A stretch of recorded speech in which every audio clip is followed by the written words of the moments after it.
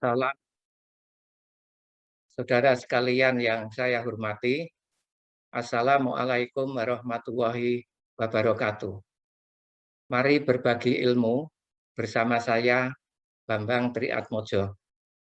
Topik bahasan, ilmu pengetahuan dan teknologi, motivasi, dan pendidikan. Saya akan menjelaskan tentang perencanaan pelabuhan, alur pelayaran dan kolam pelabuhan bagian 1. Gambar di samping ini adalah alur pelayaran dari suatu pelabuhan yang berada di sungai. Alur pelayaran ini terdiri dari 2 jalur yang bisa digunakan untuk kapal bersimpangan.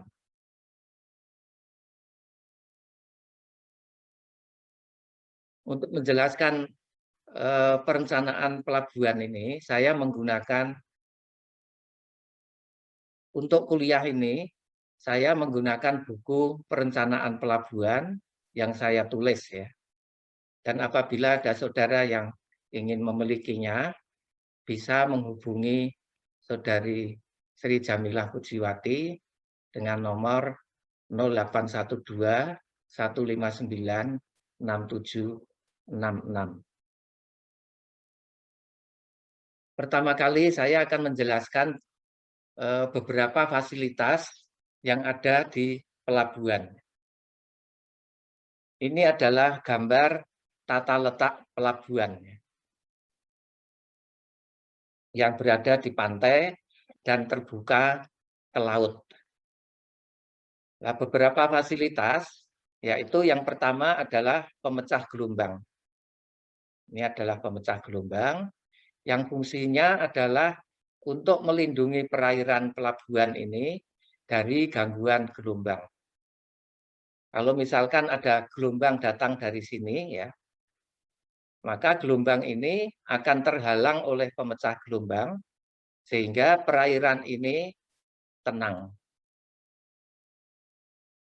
Kemudian fasilitas kedua adalah kolam atau perairan pelabuhan. Dan di sini dilengkapi dengan kolam putar. Kolam pelabuhan ini fungsinya adalah untuk tempat kapal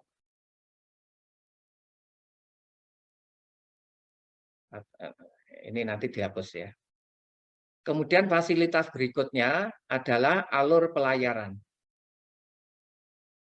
Alur pelayaran ini fungsinya adalah untuk keluar masuk kapal dari dan ke pelabuhan. Jadi kalau kapal akan masuk ke sini ya, masuk ke pelabuhan, kemudian dia berputar arah di kolam putar ini. Misalkan dia mau merapat ke dermaga di sini ya, maka dia berputar arah kemudian merapat ke sini. Demikian juga kalau mau merapat di dermaga yang ini, dia berputar arah kemudian nanti merapat ke dermaga ini. Berikutnya adalah dermaga. Jadi dermaga itu fungsinya adalah untuk tempat merapat dan penambatan kapal. Ada 2 tipe, yaitu tipe wharf yang sejajar dengan garis pantai dan tipe pier yang tegak lurus pantai. Untuk tipe pier, kapal bisa merapat di kedua sisinya. Kemudian ada alat penambat dan fender. Nah, untuk menambatkan kapal, itu di dermaga ini dipasang alat penambat yang kemudian nanti kapal diikat ke alat penambat ini. Ini adalah alat penambat yang berada di dermaga. Ada juga alat penambat yang berada di perairan ini.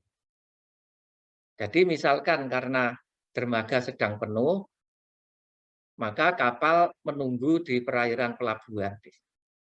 Nah, untuk itu kapal diikat di sini. Kemudian ada gudang laut di sini ya. Juga lapangan penumpukan. Juga ada kantor administrasi. Jadi ini saya kira beberapa fasilitas yang ada di pelabuhan. Kemudian saya akan menjelaskan alur pelayaran. Fungsi dari alur pelayaran ini adalah untuk mengarahkan kapal masuk atau keluar pelabuhan.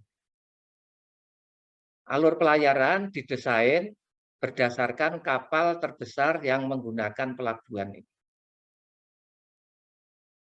Nah, gambar di samping ini adalah bentuk dari alur pelayaran. Jadi ada bagian daerah tempat kapal melempar sauh di luar pelabuhan.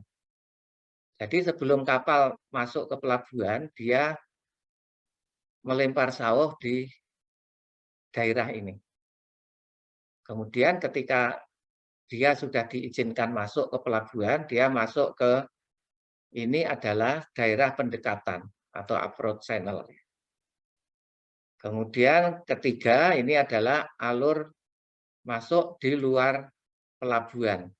Setelah itu alur masuk yang berada di daerah terlindung. Kemudian ini adalah kolam pelabuhan dan kolam putar. Nah, alur pelayaran ini dilengkapi dengan sarana bantu navigasi pelayaran atau SBNP. Nah, SBNP itu dipasang di kanan kiri alur pelayaran. Jadi alur pelayaran ini itu berada di bawah permukaan air sehingga nahkoda tidak bisa melihat posisinya di mana. Nah, untuk itu maka di kanan kiri alur pelayaran itu diberi pelampung.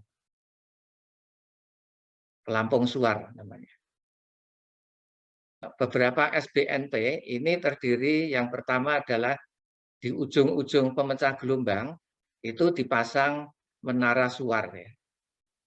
Kalau kita menghadap ke laut, yang sebelah kanan itu warnanya merah, sebelah kiri warnanya hijau. Kemudian di sini juga ada menara suar yang warnanya putih. Sedangkan di kanan kiri alur pelayaran itu dipasang pelampung ya, yang sebelah kanan warnanya merah, sebelah kiri warnanya hijau. Jadi dengan demikian itu nahkoda bisa tahu posisi kapal harus berada di antara pelampung merah dan pelampung hijau. Selanjutnya saya akan menjelaskan alur pelayaran. Jadi ini adalah contoh alur pelayaran tempat kapal untuk berlayar. Ini sisi pelabuhan, ini sisi arah laut. Nah, kalau kita tampang di sini, maka bentuknya seperti ini. Ini adalah daerah pendekatan yang kedalaman airnya masih cukup dalam ya. Jadi kalau misalkan kapal ini butuh kedalaman H besar, di daerah pendekatan ini kedalamannya masih lebih besar atau sama dengan H. Tetapi di daerah yang dangkal, itu untuk mendapatkan kedalaman H, itu kita harus mengeruk ini, dasar laut, menjadi bentuk seperti saluran ini. Yang kedalamannya itu adalah H. Dan pengerukannya sebesar H kecil. Nah, di kanan kiri alur ini dipasang pelampung ya. Sebelah kanan adalah pelampung warna merah, sebelah kiri pelampung warna hijau. Kalau kita lihat tampangnya, bentuknya seperti ini. Jadi ini alurnya. Nah, kemudian ada pelampung merah dan pelampung hijau. Nah, kapalnya di sini. Nah, ini adalah contoh dari bentuk pelampung ya. Ini yang warna merah, ini yang pelampung warna hijau. Nah, pelampung ini selain dipasang pada di kanan kiri alur pelayaran, dia juga dipasang pada belokan alur yang berbelok dan juga pada batas area labuh.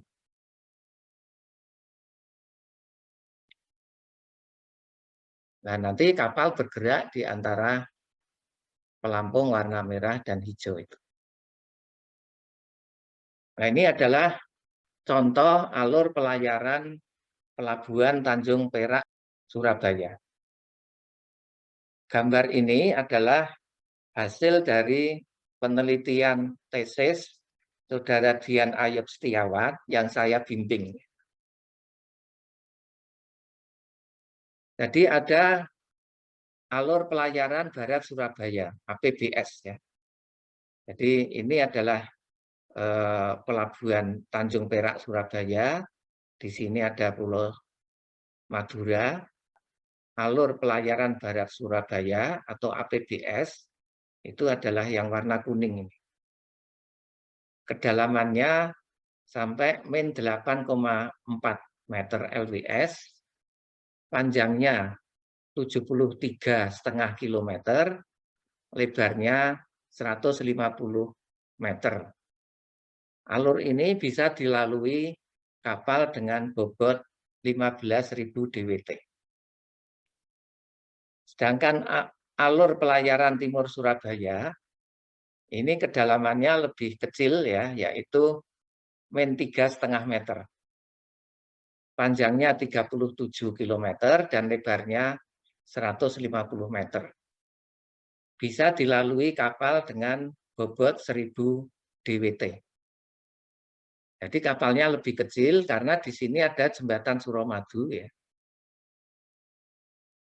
Sehingga ada pembatasan di sini. Nah, bentuk alurnya adalah seperti ini. Jadi ini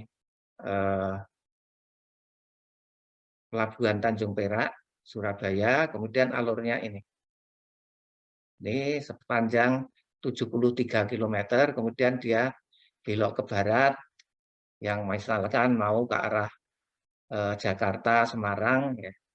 Ini ke arah timur ya. Misalnya menuju ke daerah timur Surabaya ya.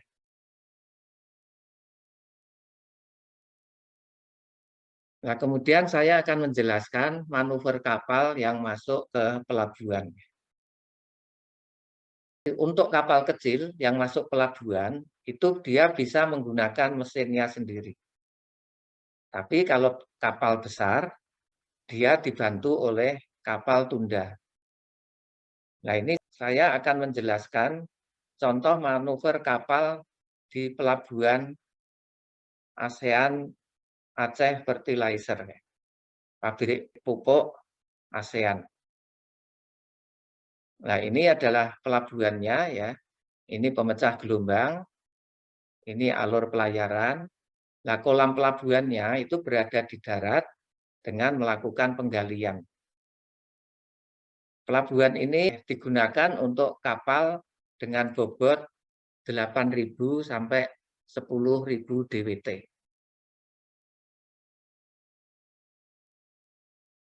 Nah, ini adalah manuver kapal masuk dan keluar pelabuhan pabrik pupuk ASEAN di Lok Sumawe, Aceh. Ini contoh manuver kapal yang masuk ke pelabuhan. Nah, ini adalah layout dari pelabuhan. Ini ada pemecah gelombang. Ini alur pelayaran. Ini kolam putar. Kemudian di sini ada dermaga A dan dermaga B. Jadi ketika kapal masuk ke pelabuhan, dia dibantu oleh kapal tunda. Ini yang kecil-kecil ini kapal tunda, masuk ke alur pelayaran. Kemudian kalau misalkan kapal akan merapat ke dermaga A, dia berputar arah di kolam putar ini. Jadi kalau misalkan mau ke dermaga A, ya kapal kemudian posisinya menjadi A ini. Kemudian berputar lagi menjadi A1, A2, kemudian didorong oleh kapal tunda merapat ke dermaga. Kalau kapal mau merapat ke dermaga B, ini ketika masuk ya, kemudian berputar arah di kolam putar menjadi posisi B, kemudian B1, B2, setelah itu didorong kapal tunda menjadi B3, yang kemudian merapat ke dermaga B. Sedangkan kalau kapal mau keluar dari pelabuhan, ya, ini kapal keluar, ini misalkan dari dermaga A, dia dibantu oleh kapal tunda menjadi posisi A1, ya, kemudian A2 menjadi A3, setelah itu A, kemudian dia keluar. Nah, setelah keluar itu kapal tunda dilepas, dia langsung keluar. Nah, kalau dari dermaga B mau keluar, ini kapal posisi B ditarik oleh kapal tunda menjadi B1, B2, berubah menjadi B3, kemudian B, setelah itu dia keluar dan kapal tunda dilepas. Ini adalah gambaran mengenai manuver kapal yang masuk dan keluar pelabuhan. Saya kira ini yang bisa kami sampaikan, ya. Semoga bermanfaat. Mohon untuk bisa subscribe. Terima kasih dan wassalamualaikum warahmatullahi wabarakatuh.